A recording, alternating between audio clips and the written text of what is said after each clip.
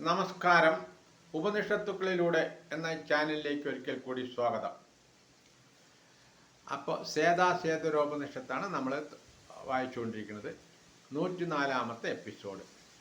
ആത്മഗുണങ്ങളാൽ ഒരു തത്വത്തിനോടും 2, 3, 8 തത്വത്തോടും കാലത്തോടും സൂക്ഷ്മങ്ങളായ അന്ധഃകരണ ധർമ്മങ്ങളോടും ആത്മതത്വം യോജിപ്പിച്ച് സൃഷ്ടികർമ്മം നിർവഹിച്ച് സാക്ഷിരൂപനായി വീണ്ടും സ്വസ്വരൂപസ്ഥാനമെന്ന യോഗം കൈക്കൊണ്ട് ആര് നിലകൊള്ളുന്നുവോ ആ ദേവനെ ചിന്തിക്കുക, ധ്യാനിക്കുക.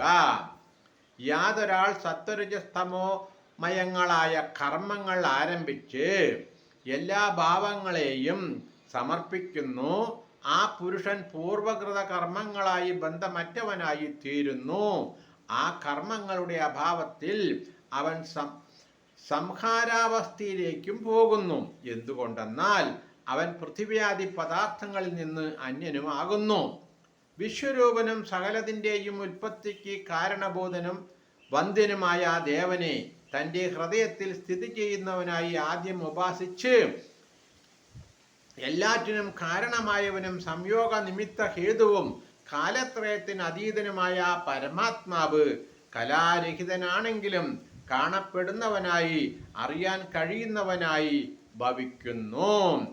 യാതൊരുവൻ ഈ പ്രപഞ്ചം പരിവർത്തനം ചെയ്യുന്നു, ആ ദേവൻ സംസാര വൃക്ഷകാലം ആകൃതി ഇവകളിൽ എന്ന് അതീതനും അന്യനുമാകുന്നു. ധർമ്മവാഹനനും പാപനാശകനും ഐശ്വര്യനാഥനും വിശ്വത്തിന് ഇരിപ്പിടവും നാശരഹിതവും ഹൃദയത്തിൽ സ്ഥിതി ചെയ്യുന്നവനുമായ ആ ദേവനെ അറിഞ്ഞവൻ പരമാത്മാവ് സാക്ഷാത്കരിക്കപ്പെട്ടവനായി തീരുന്നു. നമസ്കാരം. അടുത്ത എപ്പിസോഡിലെ ബാക്കി.